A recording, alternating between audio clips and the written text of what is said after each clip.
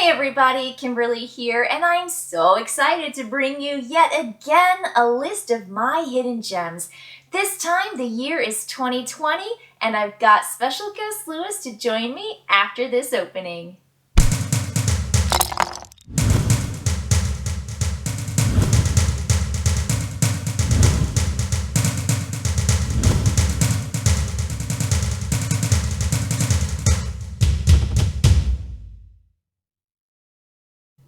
Everybody, welcome. I've got Lewis here. We're going to talk about those hidden gems from 2020. Lewis, can you remember 2020? How long has it been? It's been 6 or 7 years now. It's been a long time. It has. It's been a long time. But we really have enjoyed this hidden gem exploration of those games that just seem to miss the radar, that are above the top 3,000 ranked games, meaning that it's not 1, which is the best, to 3,000. It's after that. Right. Yeah, and it's just been a real delight. So we're going to get to those 2020 games, and I have to say, when I was looking at those top games that are ranked super high from 2020, you might recognize these titles. Gloomhaven, Jaws of the Lion. Good game. You recognize? Yeah. Ranked 7. Dune Imperium. My favorite. Great game. What a good Great game. Eclipse, Second Dawn for the Galaxy. Now, we love Eclipse, right? It was good. And the Second Dawn box has some really nice components. And another one you might recognize, Lost Ruins of Arnak, ranked 29. Another excellent games. Yeah. We've heard of those games, but we maybe haven't heard of the games we're going to talk about. Right. So we each have 3, and I think Lewis is going to start off this list with his number 3 pick. So what do you have, Lewis? So my number 3 pick is the Princess Bride adventure book game. Oh my gosh! That's Did you remember so that? Great. No, I think it slipped by my radar. So, I think possibly one reason this game doesn't get talked about a lot is it comes in 5 chapters where you play through the movie. And once you've completed those 5 chapters, it felt like you could kind of set the game aside. It didn't necessarily beg you to come back.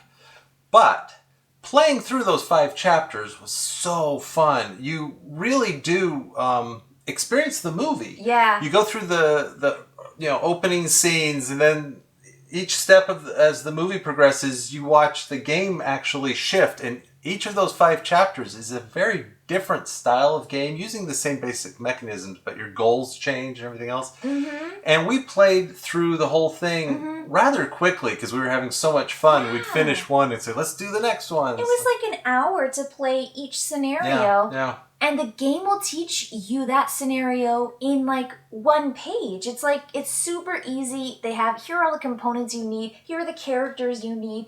And there's some kind of goal or adventure that you're going on together. It's a cooperative storytelling Princess Bride adventure. We thought about giving this game away to a friend or something, but Kim still wants to paint the miniature. So this game is in my living room, and I stare at it every day, and I still forgot to add it to my list. What a wonderful pick. Thanks. I think that's we had a great time with the finale. Actually played it twice because we lost the first game, and you have one more chance to win the finale, and then we did. And it was just such a lovely, exciting adventure game. It was great. Yeah. Okay, super. What's your number 3?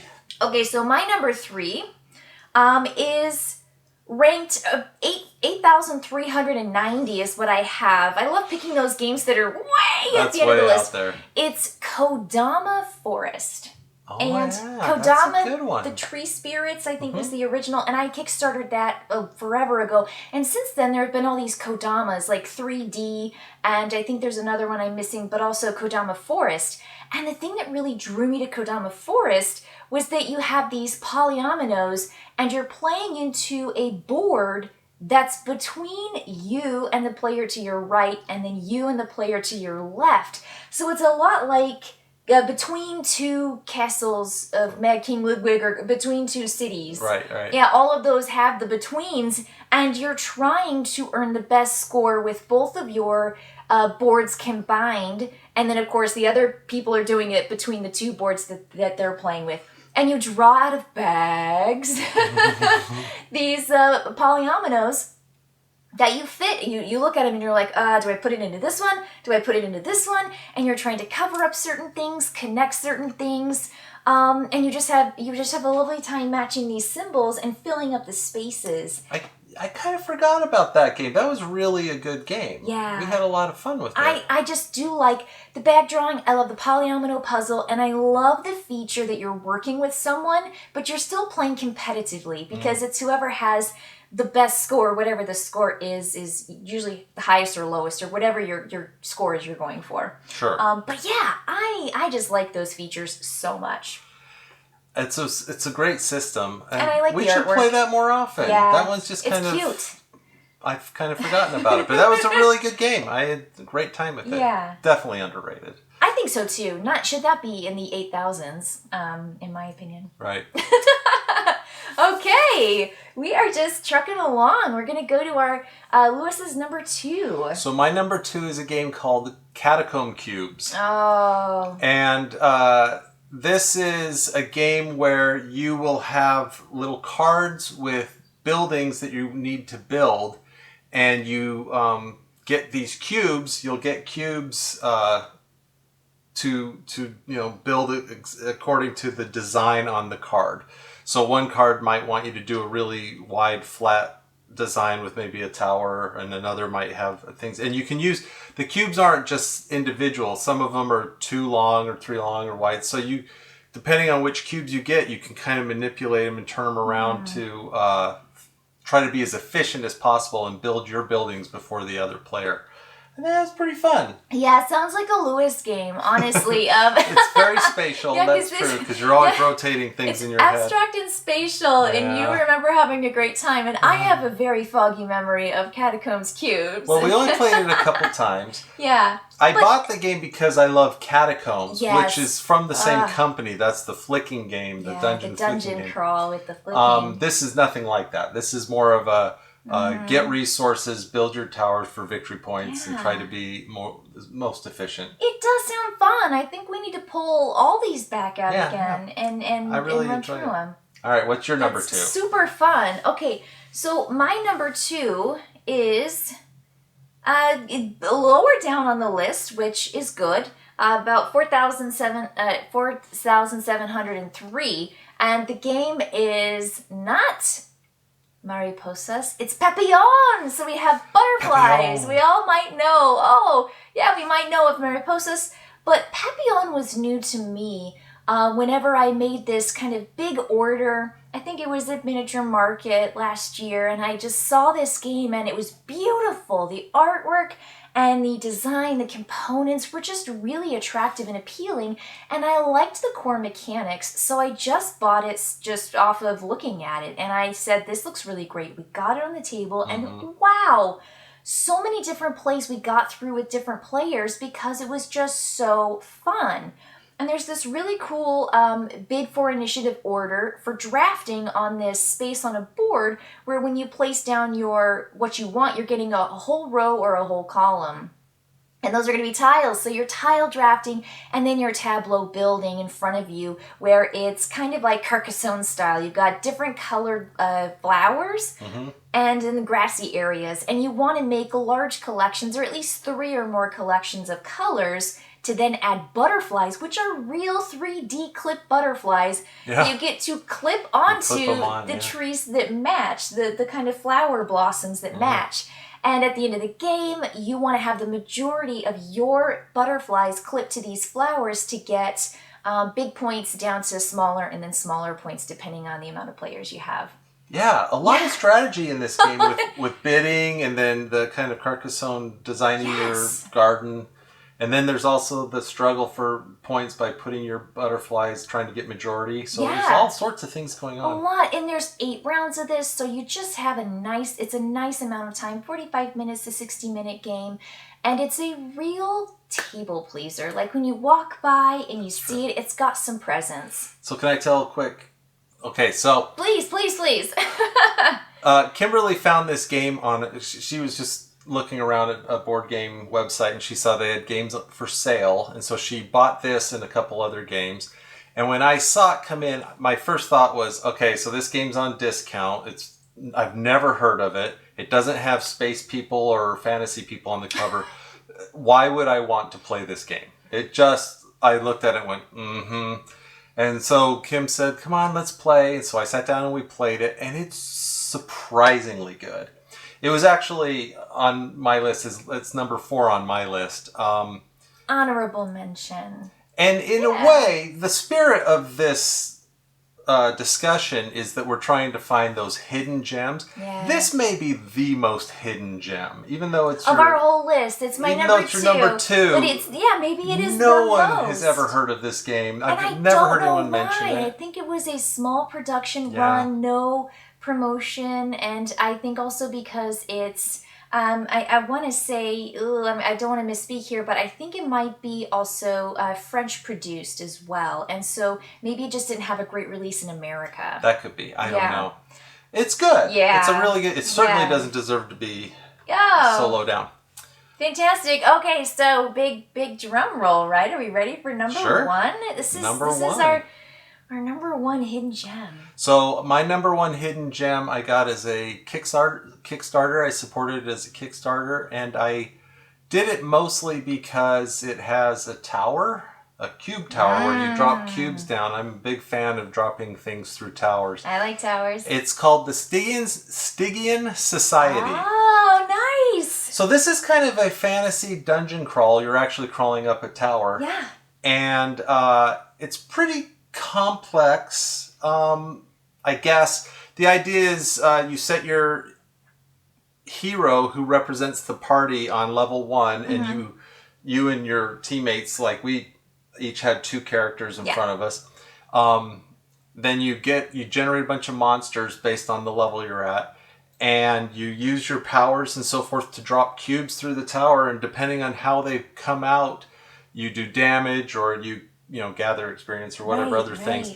And it's a hefty little system. And then once you've passed level 1, you move up to level 2 and you get a bigger challenge. And your goal is to get all the way to the top of the tower. I think it's 5 levels. 5 or 6. 5 or 6. Yeah. Complete it. And boy, it took us each level. I mean, they said the whole game should take you 2 hours. Each level took us between 30 and 40 minutes. Yeah, it took us a long time to get to the tippy top. But we did, and you felt like you were really slogging through these monsters and these obstacles. And then your characters were really growing, and you could add cards to your deck that gave you really cool things. I think they were cards. I want to say they were cards. Yeah. But you develop your characters, so it's just like a really fast RPG, but not it RPG. It is. It's like an RPG dungeon crawl style game, but you're not moving on a hex. No. It's more abstracted. Yeah, but definitely. A lot of fun. Really complicated and difficult. It's a little bit fun. more. Yeah, it's heavier, I think. And the box is really big, so you have to have a lot of space for that.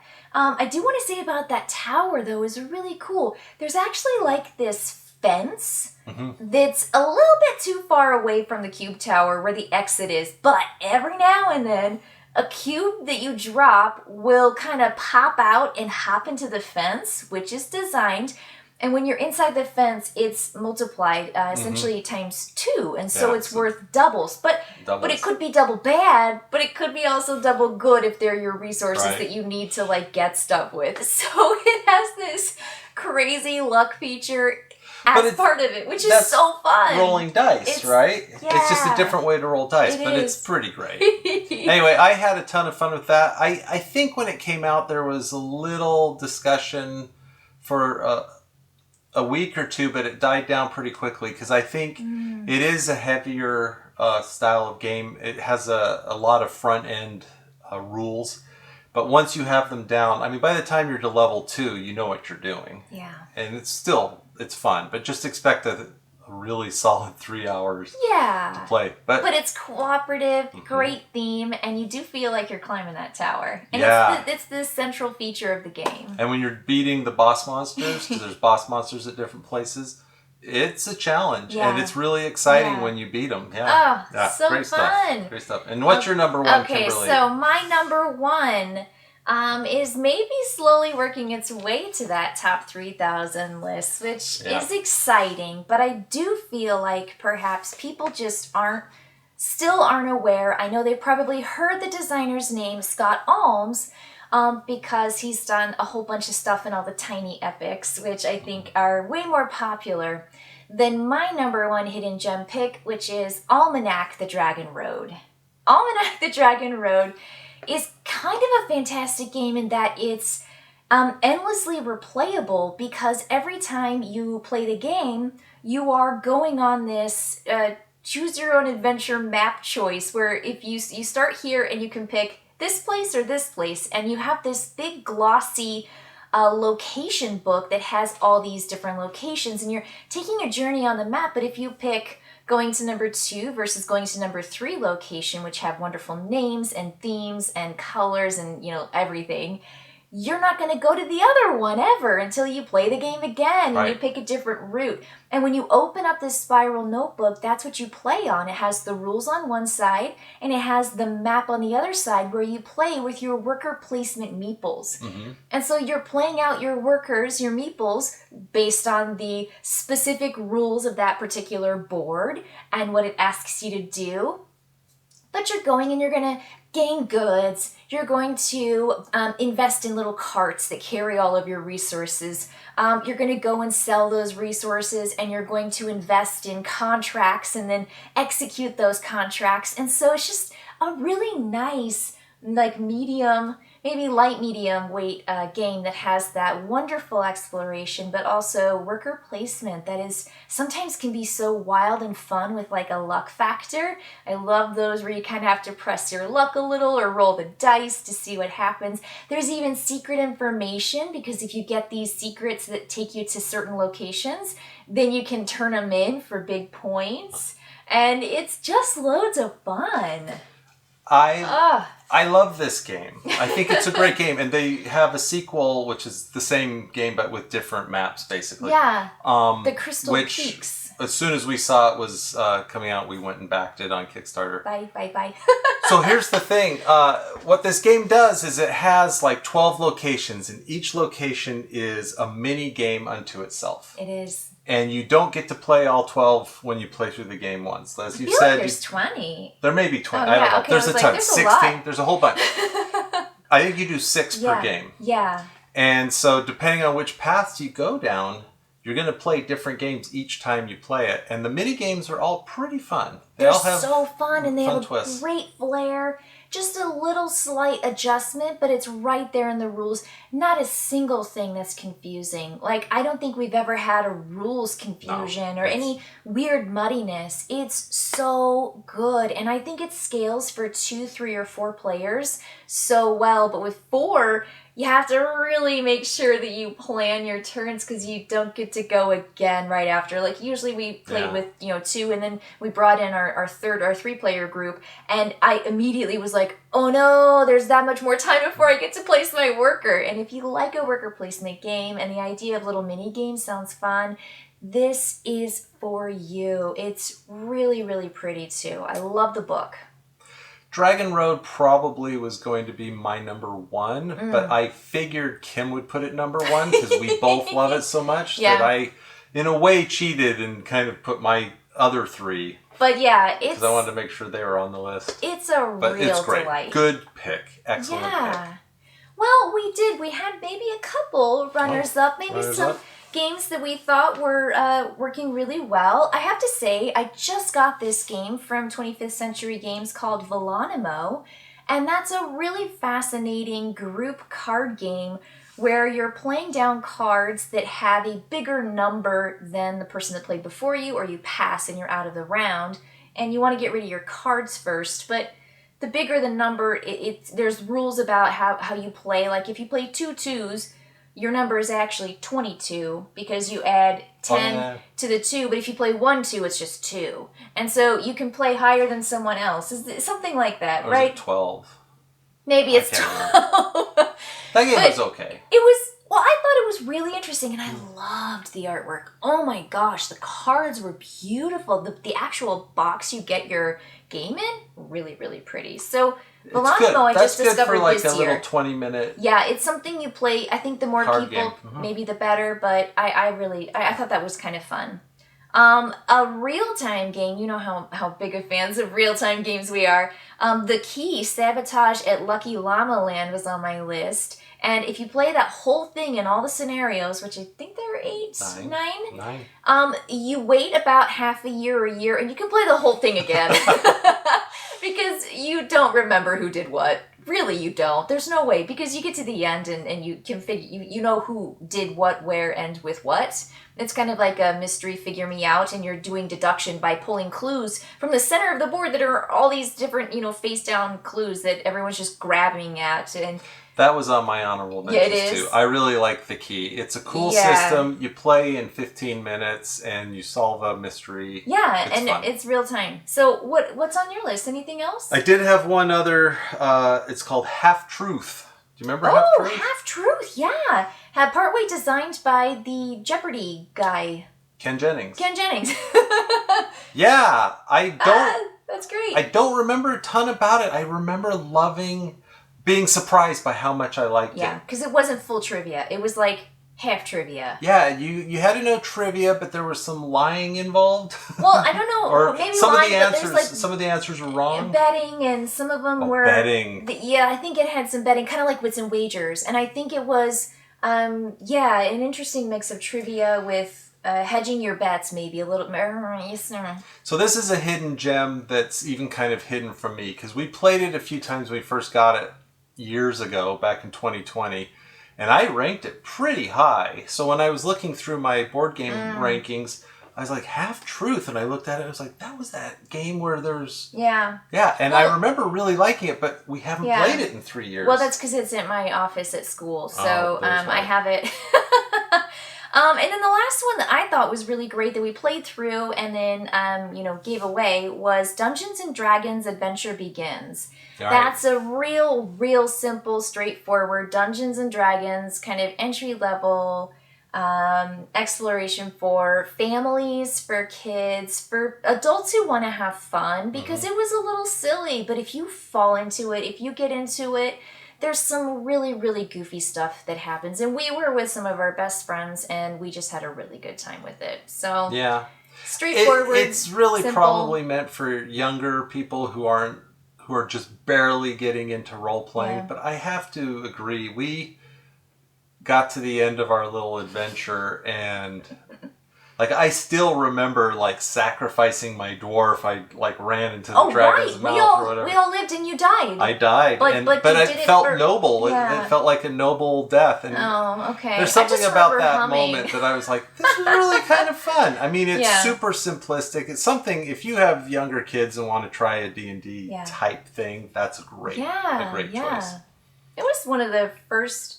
early reviews I did on my channel, period. Yeah. So if you want to go check that out from years ago, you can. But those are some of our honorable mentions for 2020, and thank you so much for staying tuned to our hidden gems and what we are really into. Maybe it could just be mechanics, theme, artwork, but particularly those games that maybe you haven't heard of. So if you have hidden gems, let me know in the comments below. Put them down there. I want to know. I've already been taking note from your comments in the 2022 and 21 because some of those games look really good and I haven't heard of them. Yeah, Kim, send in your suggestions because Kimberly's been making a list and we're looking at it and we're going to have to... find a place to stick new games, I don't know where we're thinking put it, about. We want to get some new stuff. So if you have some great suggestions that are super underrated and forgotten, let us know. All right. Thank you, and we'll see you next time.